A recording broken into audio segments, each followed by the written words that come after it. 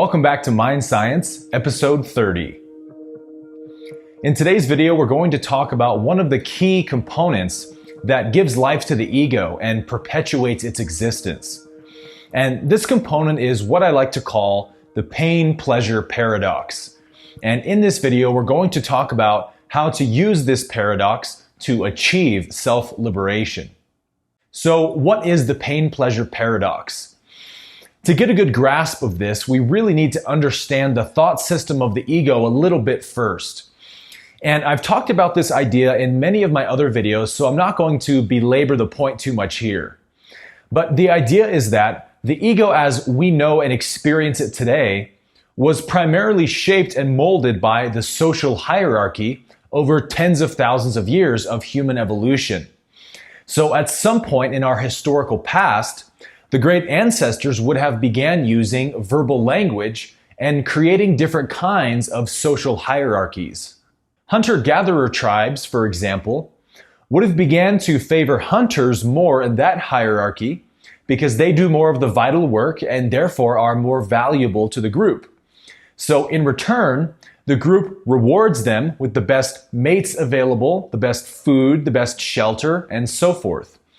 And so this social hierarchy got increasingly complex as humans continued to evolve and eventually began forming governments and social classes, economic classes, militaries, different vocations, and so on and so forth. So quite obviously, part of the human brain needed to continue evolving to keep up with all this new stimulus and to essentially map out where my status is in this increasingly complex social hierarchy. Because the higher up the social ladder I go, the more benefits I get. And the farther down the social ladder I go, the worse it gets for my quality of life. So this has been true for literally all of human history.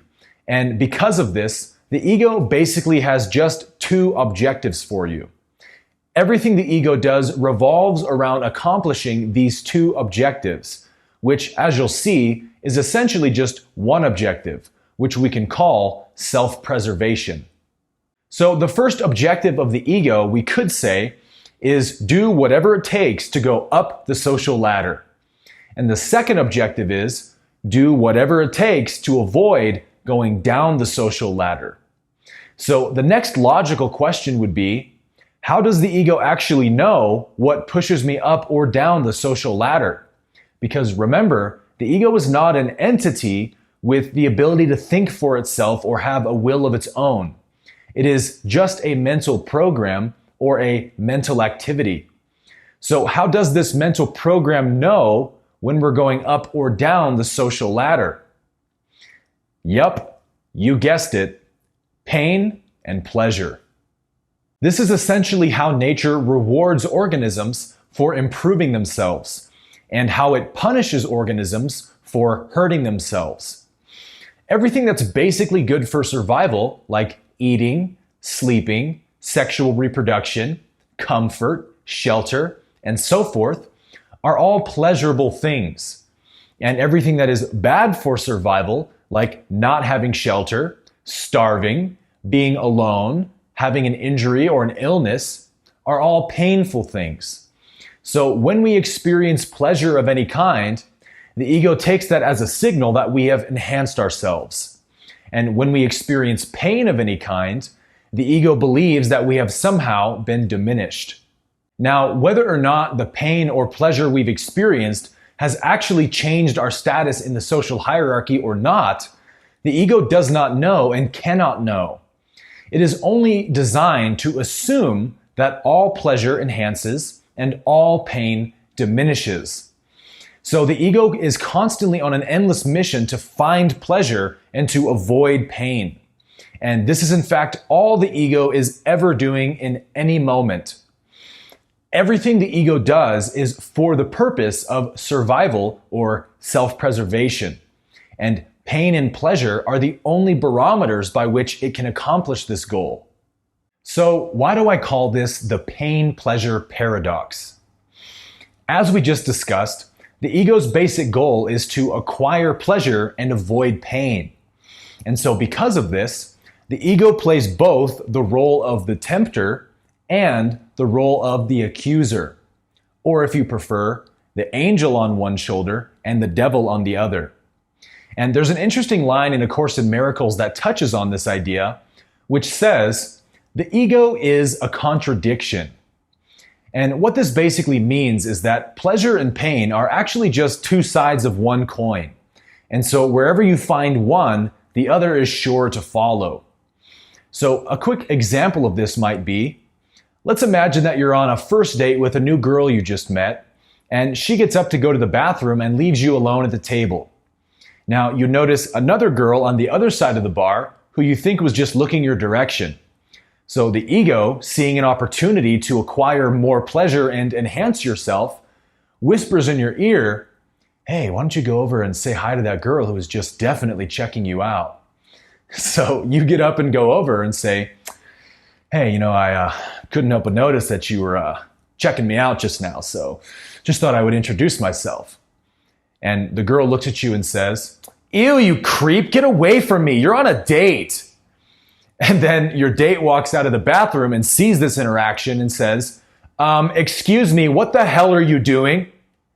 And now you find yourself in this humiliating position, and the same voice comes back in and says, you shouldn't have done that, you naughty boy. So to this idea, a lot of people will say, well, that doesn't make any logical sense. Why would the ego compel you to do something and then guilt trip you for having done it? That's totally irrational. And that's exactly the point. The ego is not an entity that thinks rationally or thinks at all. It's just a mental function that responds to stimulus. So wherever it sees an opportunity to acquire more pleasure, no matter what that implies, it will always compel you to do so. And wherever it sees you have walked yourself into a painful outcome or diminished yourself, it will always punish you for having done so. And there is no line of reasoning outside of this. So what are some other ways that this becomes a paradox for us? Let's take a closer look. Every human is born with the innate drive to seek after pleasure and avoid pain. In fact, this is basically all that most human lifetimes ever consist of. Every single day is spent trying to find pleasure in any form it can be found, and to resist pain at any cost. Every human wants to be happy, but all means of finding happiness are ultimately destructive and lead to suffering, because pleasure and pain are two sides of the same coin. If you look to pleasure for fulfillment, it will inevitably lead you to pain. If you seek to avoid pain, you have to do so by chasing pleasure. It is this chasing of pleasure and fleeing from pain that leads to all human suffering. Difficult life circumstances, challenges, and loss are an unavoidable fact of life. Yet it is only the resisting of these forms of pain that creates suffering. The ego perceives all life challenges as a potential threat to my survival. And believing that it is fundamentally incomplete, the ego looks to pleasure to complete itself. So knowing this, we can actually transcend the ego by approaching our relationship to pain and pleasure in the opposite manner. Instead of chasing pleasure, we can choose to be indifferent towards it. Rather than resisting pain, we can embrace it as equally as we embrace pleasure. In doing so, we escape the hamster wheel of suffering the ego places us on. Life will deliver you pleasure and pain, whether you chase it or not. So you can overcome centuries of spiritual seeking by simply learning how to master this practice. The golden rule for freedom is this: if it comes, let it. If it goes, let it. Just like the Japanese art of Aikido, where you learn to use your opponent's momentum to your advantage, we learn to move with life when it brings us challenges.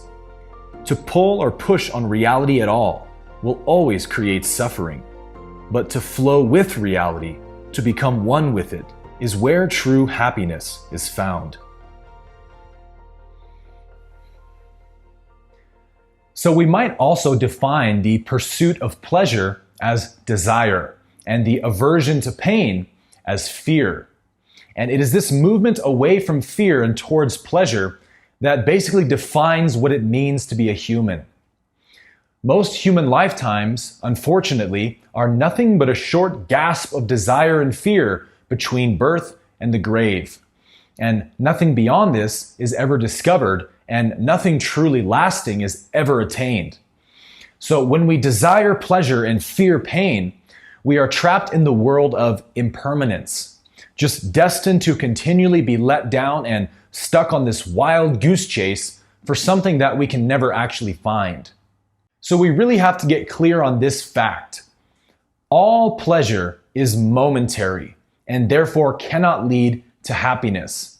But your relationship to pleasure will always be identical to your relationship with pain. And what do I mean by this? I mean that the more attached you are to pleasure, the more averse you will be to pain. The two are ultimately one. So the worse you need something, the more it hurts not to have it. And even if you do get it, the ego hardly lets you enjoy it before putting you back on the hamster wheel to chase the next pleasurable outcome again. So the only real solution to this problem is to refuse to play the game anymore. So you must say to the ego, I'm not going to get on that hamster wheel anymore. I'm not going to keep looking for my fulfillment in pleasurable outcomes. I will simply accept equally whatever the flow of life delivers me. And in spirituality, we call this non-attachment. So the longer we play the ego's game of chasing pleasure and running from pain, the more time we waste from playing the real game that our soul came here to play, which is how to use this catalyst of pain and pleasure to go beyond suffering and expand our consciousness. As soon as we know that we are not here to complete ourselves, but we are already complete, our difficult life circumstances stop being quite so difficult. The need to resist challenges just sort of drops away. And as soon as you stop resisting a challenge, the lesson that it's offering you becomes clear. So, in this way, the ego's relationship to pleasure and pain is actually the opposite of what is true. It is the embracing of pain that makes us stronger, and it is the chasing after pleasure that makes us weak. Pleasure and pain are nothing but catalysts for spiritual evolution, but there is no fulfillment or salvation to be found in them. The pursuit of pleasure causes envy, anxiety, and sorrow. The aversion to pain causes anger, resentment, and fear. A true spiritual freedom cannot be found in attainment, because liberation is the realization that you are already complete and lack nothing. So you cannot be free by resenting the past or clinging to the future.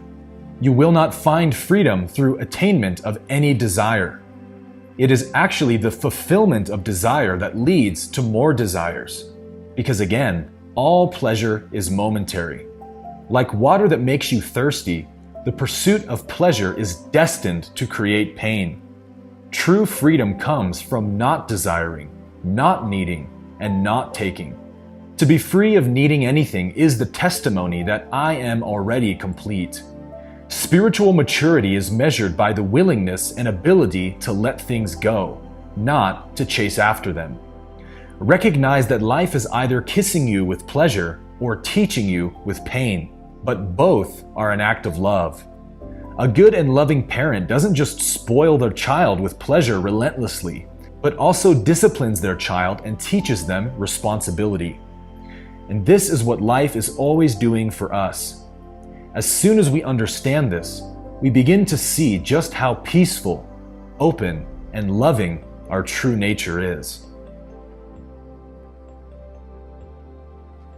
So, when we want the freedom that is found within us, pleasure and pain are recognized for what they are: transient, unfulfilling, and momentary. It's much easier to disregard them than to act on them, because without this mental slavery to desire and fear, then what is left to stand in the way of peace? So this is essentially what the pain-pleasure paradox is. The ego believes that peace is found through the avoidance of pain and the acquisition of pleasure.